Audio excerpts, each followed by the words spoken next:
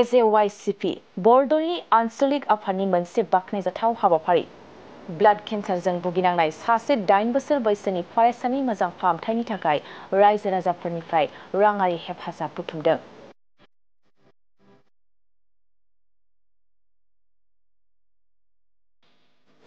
आसामजों लोगोसे धेमाजि जिल्लानि बरदलनियाव ब्लाड केन्सारनि बेमारिफ्रा बांबोगासिनो दं। मख'नो गोनांदि बरदलनि बरबिला गामिनि 8 बोसोर बैसोनि सासे उन्दै फरायसा पार्थप्रतिम प्रतिमाया गिख्रंथाव ब्लाड केन्सारजों भुगिनांगासिनो दं। आरो 8 बोसोर बैसोनि पार्थप्रतिम प्रतिमाया ब्लाड केन्सार बेरामाव गोग्लैना आसाम मेडिकेल कलेजाव फाहामथाय लागासिनो दं। नाथाय दुखुनि बाथ्रा दि नखरा निखावरि थाखोनि जानायलाय बिमा-बिफा गोबां राङारि जेंनाजों भुगिनांदों।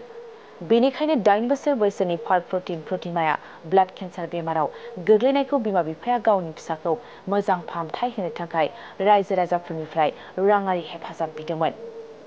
आरो बेखौ नोजोर बोनानै असम जातीयबादी जुब छात्र परिषद बरदलनि आन्चलिकआ निखावरि नखरनि 8 बोसोर बैसोनि उन्दै गथ'आ ब्लाड केन्सार बेमार जानायखौ मोजां फाहामथाय होनो थाखाय बरदलनिफ्राय जयरामपुर ओनसोलनि गासैबो रायजो राजाफोरनिफ्राय हेफाजाब बिदों।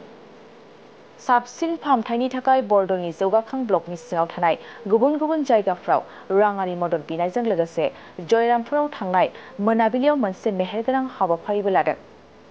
आरो मिथिनो मोननाय बादिब्ला बिथांमोना बे हाबाफारिनि गेजेरजों रायजो राजाफोरनिफ्राय 30,000 रां बुथुमनो हादोंमोन।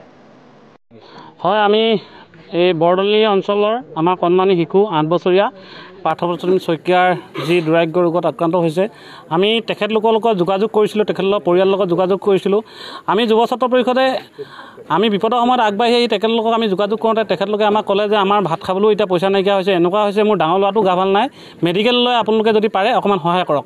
আমি প্ৰথমতে যুৱ ছাত্ৰ পৰিষদ বৰদলি আঞ্চলিক সমিতি আমি যে তেজ প্ৰয়োজন হ'ব বুলি আমাৰ তেজৰ গ্ৰুপ আছে, আমি তেজ প্ৰয়োজন হ'ব বুলি আমি তেজ দিবলৈ আমি আগ্ৰহী আছিলোঁ বৰদলি আঞ্চলিক সমিতি। কিন্তু আমাক তেওঁলোকে ক'লে যে তেজৰ প্ৰয়োজন এতিয়া বৰ্তমান হোৱা নাই, আপোনালোকে পাৰিলে আমাক আৰ্থিকভাৱে অকণমান সহায় কৰক।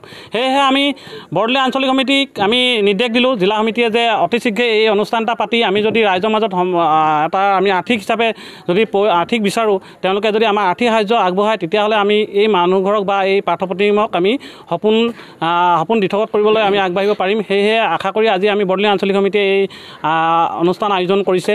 আৰু আমি বৰদলি অঞ্চলৰ সমগ্ৰ বৰদলি অঞ্চলৰ সকলোকে আমি ধন্যবাদ জ্ঞাপন কৰিছোঁ, কৃতজ্ঞতা জ্ঞাপন কৰিছোঁ। তেখেতলোকে আমাক আজি এই কম সময়ৰ ভিতৰত আমাক 30,000কৈ টকা আমাৰ যুৱ ছাত্ৰ পৰিষদলৈ আগবঢ়াইছে আৰু লগতে আমি পাৰ্থপ্ৰতিমলৈ আগবঢ়াইছে। তেখেতলোকৰ ঘৰত আমি গৈ আমি 30,000 টকা আমি প্ৰদান কৰিম।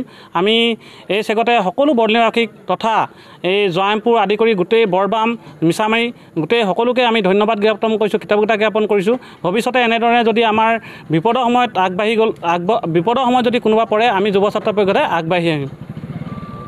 मोनसे फोसावथाय नोंथांमोननि ओनसोलाव सोरबाफोर ड्राग्स एबा फेग्रा मुवाजों नाख्रेबजानानै थानाय सुबुं दं नामा? जुदि नोंथांमोननि ओनसोलाव सोरबाफोर ड्राग्स एबा फेग्रा मुवाजों नाख्रेबजानानै थानाय सुबुं दं, अब्ला नोंथांमोननि थाखाय मोनसे मोजां खौरां। ड्राग्स एबा फेग्रा मुवाजों नाख्रेबजानानै थानाय सुबुंफोरखौ फाहामथाय होनो थाखाय नोंथांमोननि गेजेराव लानानै फैदों मोनसे रिभाइभ रिहाबिलिटेसन सेन्टार।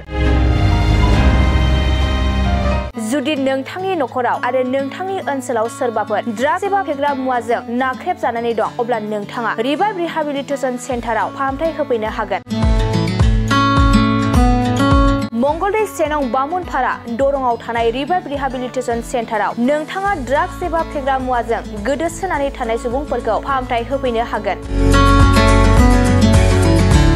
नोंथाङा नोंथांनि ओनसोलनि फेग्रा मुवाजों गोदोनानै थानाय सुबुंफोरखौ बे रिभाइभ रिहाबिलिटेसन सेन्टाराव फाहामथाय होनानै सासे राफोद आरो मोजां सुबुं खालामनो हागोन।